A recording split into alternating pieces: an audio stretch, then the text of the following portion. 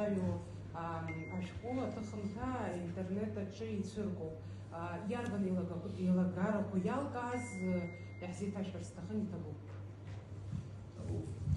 Что касается штампов в паспорт, сегодня были обращения из определенных округов по поводу того, что дело в том, что мы заменили краску штампов во втором туре на красную. Вот. Красный штамп для того, чтобы можно было выделить визуально, что человек уже голосует во втором туре по этому штампу, чтобы визуально можно было, чтобы двойное голосование исключить. Вот. Есть определенная партия, которая не совсем качественная была, и через 2-3 часа красная бледнела, поэтому мы дозаправили, и этот вопрос мы уже сняли и отрегулировали. Что касается нарушений, хотелось бы отметить, что была попытка нарушить выборное законодательство и выборный процесс в городе Черкесск. Более 9 актов составлены участковой комиссией города Черкесск, и также нас информировал председатель участка Этлухов и наш представитель Центральной избирательной комиссии, там находится Лаша Шамба. Вот. Он эти акты сфотографировал, зафиксировал и прислал к нам. Этим людям проголосовать не дали, так как они поддельными паспортами, не поддельными, а чужими паспортами хотели проголосовать. И все эти акты были утверждены и переданы в Центральную избирательную комиссию. Спасибо. Вопросы? Дмитрий Зурабович, я по поводу журналистов. Первый мой вопрос.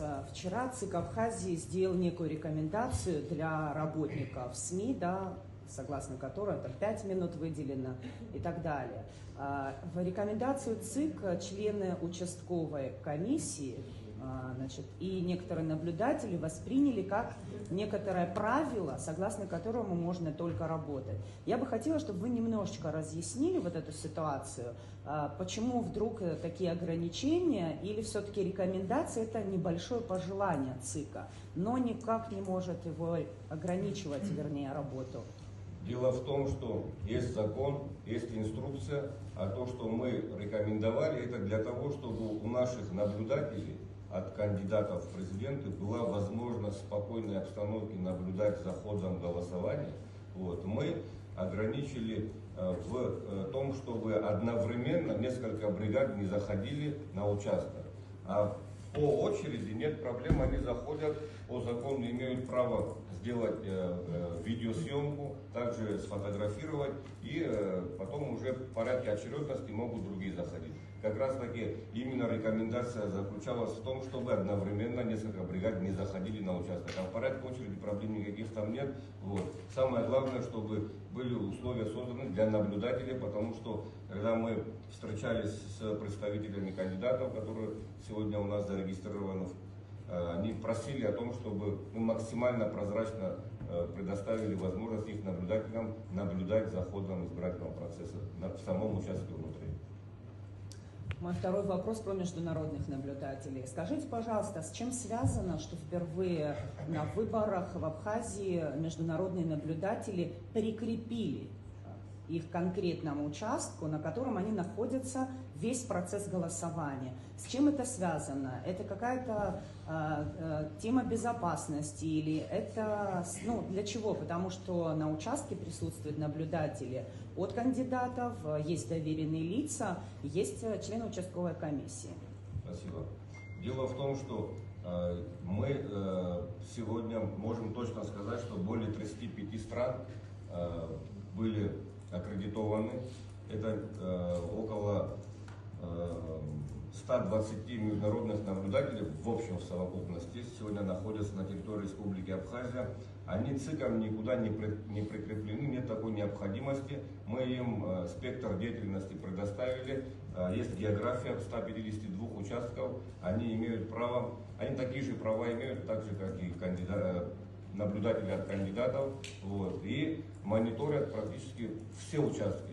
Потому что дело в том, что в первом туре через средства массовой информации нас иногда обвиняли в том, что мы как-то закрылись в этом отношении, хотя и тогда тоже было более 25 стран представлено, что, может быть, не приглашали, не аккредитовывали, там дезинформация такая была, что мы закрылись, чтобы что-то дезинформировать людей или же заниматься какими-то махинациями. Поэтому мы открыли для международных наблюдателей, и у них сегодня есть возможность любой участок, что в городе, что в районе, посетить, вот, и без никаких ограничений. Если они определенный участок выбирают, считая, что они более уязвимы или наоборот какие-то рекомендации нам будут давать, мы рады этому. Самое главное, чтобы они в выборный процесс не вмешивались.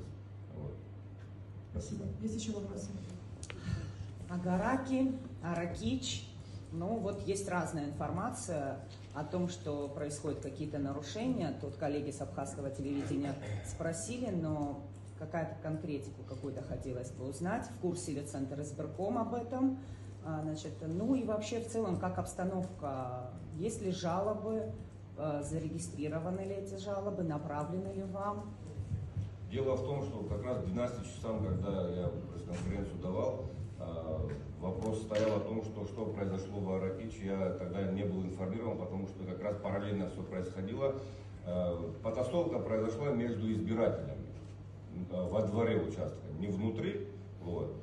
И когда сотрудники уже вмешались, отрегулировали этот вопрос, было минут на 15-20 приостановлен этот весь процесс. Вот. Потом они уже отрегулировали, правоохранительные органы навели общественный порядок, и процесс там дальше продолжается.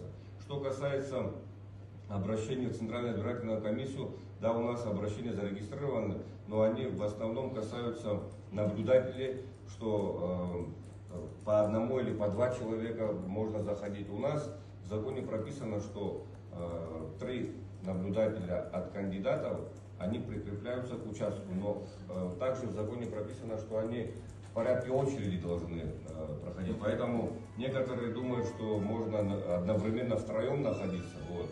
Ну, в порядке очереди, я думаю, проблем никаких с этим нет. Но были обращения, что не пускают вдвоем, втроем там, и так далее. Но мы этот вопрос отрегулировали. И что касается того, что фото или видеосъемку делать, по этому вопросу тоже были обращения. Дело в том, что чтобы граждане наши не злоупотребляли этими вопросами, в инструкции ЦИК указано, что фото и видеосъемка запрещена на участке, потому что на первом туре были такие моменты, когда граждане заходили в саму кабину и фотографировали бюллетени. Вот. Возможно, отчитывались перед кем-то, я не знаю, но Центральная избирательная комиссия давала рекомендации, чтобы такого рода фотографии удаляли прямо на месте, для того, чтобы отчета не было никакого. Поэтому, чтобы граждане не злоупотребляли, вот, мы фотографировать решением ЦИК запретили. Спасибо. Есть еще вопросы? Вопросов нет.